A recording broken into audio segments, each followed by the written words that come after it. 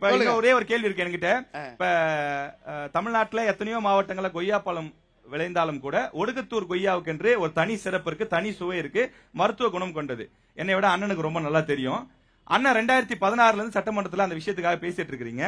ஆனா இப்ப உங்களுடைய ஆட்சி அமைந்தும் கூட அந்த கொய்யா தோட்டம் கிட்டத்தட்ட ஒரு 1000 ஏக்கர் அங்க அண்ணனுக்கு ரொம்ப நல்லா தெரியும். 1000 ஏக்கர் விவசாயிகள் இருக்காங்க. அந்த கொய்யா தோட்ட தொழிலாளிகளுக்கு அண்ணன் செஞ்சது என்ன? கொய்யா தோட்ட தொழிலாளர்கள் ஏன்னா அவங்களுக்கு வந்து ஒரு கூழ் தயாரிக்கிற அல்லது அதை பதப்படுத்துற முடிக்கிற சொல்லுங்க. கொய்யா நான் வந்து பாத்தீங்கன்னா நானும் ஒரு சுகர் பேஷண்ட். டெய்லி காலையில 2 கொய்யா சாப்பிடுவேன், நைட்ல 2 கொய்யா சாப்பிடுவேன். எங்க ஊர் கொய்யா மாதிரி, ஒடுகத்தூர் கொய்யா மாதிரி நகரத்தில் இருக்கிறவங்க யாராவது வேணா அந்த ஒடுகத்தூர் கொய்யாவை நானே சொல்லி சாப்பிட்டு போங்க. நல்லா இல்ல முன்னேற்றத்துக்கு பண்ணீங்க. 2016 இருந்து 2021 யார் ஆட்சி?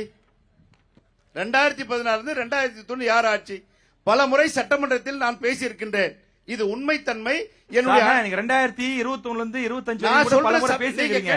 ஏன் செய்யலங்க? அவங்க செய்யலங்க தான் உங்ககிட்ட ஆட்சி கொடுத்திருக்காங்க. செய்யலன்றது நான் சொல்றேன். 2016 இருந்து 21 வரைக்கும் அவங்க பண்ணல. அதற்கு உண்டான காரணத்தை நான் சொல்கின்றேன், கேளுங்க. இல்ல நான் இந்த 5 வருஷம் உங்க ஆட்சி தானே, ஏன் செய்யல? சொல்றேன் கேளுங்க. சப்ஜெக்ட் சீக்கிரம் வேகமா. 2016ல வேகமா சொல்லுங்க. திமுக நிறைய கேள்வி நினைச்சேன். இல்ல இருங்க, அப்ப நான் சொன்ன பிறகு பேசுங்க. ஒரு நிமிஷத்துல முடியுது, வெயிட் பண்ணுங்க. 2021ல மாம்பழம் மற்றும் கொய்யா பழச்சாறு தொழிற்சாலை பேச போறீங்க. ஸ்டாலின் அவர்கள் வாக்குறுதி கொடுத்திருக்கிறார். ஒரே நிமிஷம்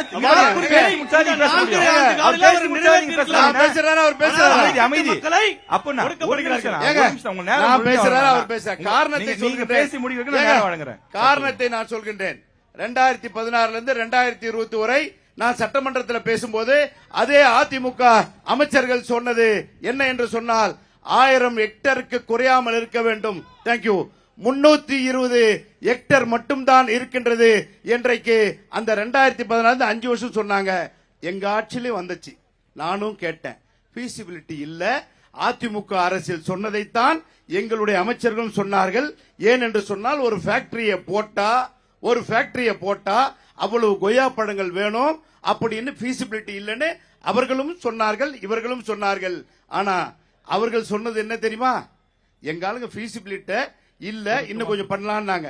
ஆனா அதிமுக ஆட்சியில் பேசும்போது சட்டசபையில் குறிப்பில் இருக்கின்றது, வேணா எம்எல்ஏ உங்க சொந்த பணத்தில் செய்யுங்களேன் அப்படின்னு என்ன கிண்டல் பண்ணாங்க. அதனால தான் ஃபீசிபிலிட்டி இல்லை. கொய்யா தொழிற்சாலை, கொய்யா சாகுபடி செய்யக்கூடிய விவசாயிகள் அதிகம் இருந்தால்தான் சாத்தியமாகும் என்கின்ற காரணத்தினால் அந்த பழ தொழிற்சாலை அங்கே வரவில்லை. ஆய்வு செய்து வாக்குறுதிகளை வழங்கியிருக்கலாம். நன்றி. ஒடுக்குத்தூர் மாம்பழத்தின் கொய்யா பழச்சாறுகளை ஆய்வு செய்து இது நடத்த முடியாது என்று வாக்குறுதி சொரிந்திருந்தால் நாம் ஏற்றுக்கொள்வோம். ஆனால் தேர்தலுக்காக ஒரு பொய் வாக்குறுதி போல 2026 சொல்லது அணைக்கட்டு மக்களை, வேலூர் மக்களையும் இது புறக்கணிக்கிற மாதிரி தெரிகிறது. அது மட்டும் இல்ல, அணைக்கட்டுல மாம்பழமே கிடையாது. உங்களுக்கு தேவையான நேரம் கிடையாது. நந்தகுமார் அண்ணா, உங்களுக்கு தேவையான நேரம் இது நான் என்னுடைய தேர்தல் அறிக்கை இல்லை. பிளீஸ், 2026 கிடையாது. மாம்பழம் இல்லாமல் மாம்பழம் கொய்யா பழம் எதற்காக கூட தேர்தல் வாக்குறுதி. இது நீங்க பாருங்க.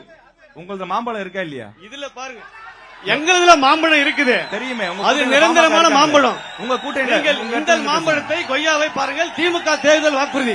இருங்க 2 பேர் சொல்றதுமே கரெக்ட் தான். அவங்க கிட்ட மாம்பழம் இருக்கு, உங்க கிட்ட மாம்பழம் இல்ல. உண்மைதான். பேசுங்க. அதே போல அண்ணன் அவர்கள் கேவிக்குப்பு சட்டமன்ற குடியாத்தத்தை பத்தி சொல்கிறேன். குடியாத்தம் ஆர்டிஓ அலுவலகத்தை கொண்டு வந்த எடப்பாடியார், கேவிக்குப்பம் தாலுகா அலுவலகத்தை கொண்டு வந்த எடப்பாடியார். ஆனா 5 ஆண்டு காலம் இன்றைக்கு கேவிக்குப்பத்துடைய காவல்துறை துணை கண்காணிப்பாளர் அலுவலகம் இல்லை.